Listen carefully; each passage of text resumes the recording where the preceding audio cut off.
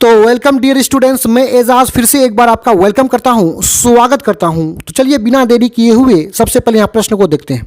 यहाँ पे क्या प्रश्न है इसको देखिए।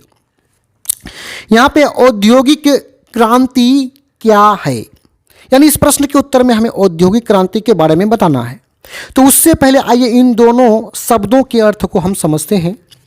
यहाँ देखिए औद्योगिक है, तो औद्योगिक का यदि अर्थ देखें तो इसका अर्थ होता है उद्योग का, और उद्योग का मतलब होता है कल कारखाने, और क्रांति का मतलब होता है बदलाव। तो उद्योग में कल कारखानों में जो बदलाव आए उसी को औद्योगिक क्रांति कहेंगे। अब उद्योगों में ये बदलाव क्या आया देखिए। पहले के ज़माने में इन उद्योगों में लोग अपने हाथों से वस्तुओं का उत्पादन करता था और काफ़ी कम मात्रा में करता था, कुछ ही लोग मिलकर के।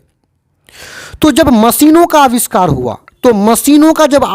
हुआ, तो अब वस्तुओं का उत्पादन बड़े बड़े कल कारखानों में बड़े स्तर पर करना शुरू हुआ, जिसको हम लोग औद्योगिक क्रांति बोलेंगे।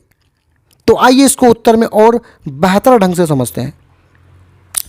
देखिए यहाँ पे क्या है, औद्योगिक क्रांति यानी उद्योग का बदलाव, उद्योग में बदलाव वह प्रक्रिया है, वह प्रोसेस है जिसके अंतर्गत मतलब औद्योगिक क्रांति के अंतर्गत वस्तुओं का उत्पादन मतलब वस्तुओं को बनाने का काम मशीनों द्वारा, किसके द्वारा होता है, मशीनों के द्वारा बड़े बड़े कारखानों में व्यापक पैमाने पर होता है। व्यापक पैमाने पर मतलब काफ़ी बड़े पैमाने पर होता है। यहाँ पे कुछ बातों को स्पष्ट रूप से समझ रहे हैं कि सबसे पहले औद्योगिक क्रांति के बाद जो वस्तुओं का जो उत्पादन होता है वो बड़े बड़े कारखानों में होता है, और किसके द्वारा होता है, मशीनों के द्वारा होता है। साथ ही साथ व्यापक पैमाने पर होता है, मतलब काफ़ी बड़े पैमाने पर होता है। यानी बहुत सारे वस्तुओं का उत्पादन, एक दिन में बहुत सारे वस्तुओं का उत्पादन कर देते हैं, और ये सबको मशीनों के द्वारा किया जाता है।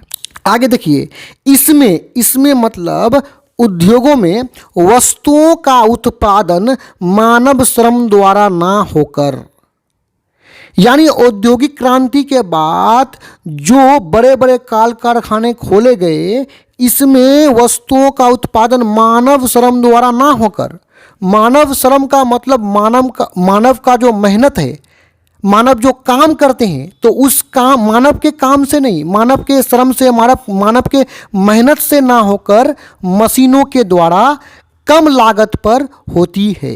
सिंपल सा बात है। औद्योगिकरण के बाद जो उद्योग खोले गए, कल कारखाने खोले गए, इसमें वस्तुओं का उत्पादन, वस्तुओं को बनाने का काम मानव श्रम द्वारा ना होकर के मशीनों द्वारा किया जाता है, और कम लागत पर किया जाता है।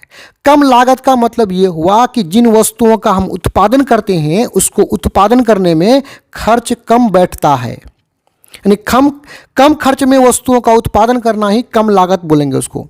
आगे इसमें क्या कहा गया है देखिए, औद्योगिकरण के परिणाम स्वरूप, यानी औद्योगिकरण हुआ, उसके परिणाम स्वरूप, उसके रिजल्ट स्वरूप क्या हुआ, स्वरूप इन उद्योगों में, इन उद्योग मतलब औद्योगिकरण के बाद जो उद्योग खोले गए, जो कल कारखाने खोले गए, उद्योगों में लोगों को काफ़ी रोजगार मिला। यानी जो नए नए जो उद्योग खोले गए इसमें लोगों को क्या मिला, रोजगार भी मिला, मशीनों को चलाने के लिए रोजगार मिला, एवं बाजार में कम मूल्य पर वस्तुएं उपलब्ध हैं। यानी औद्योगिकरण के बाद जो है वस्तुओं का उत्पादन कम लागत पर होने लगा, क्या, कम लागत पर, तो वस्तु को बनाने में कम खर्च बैठा, तो इसका जो बेचने का मूल्य है वो भी कम होने लगा। यानी औद्योगिकरण के परिणाम स्वरूप ही आज बाजार में बहुत से अच्छे वस्तु कम मूल्य पर उपलब्ध हैं।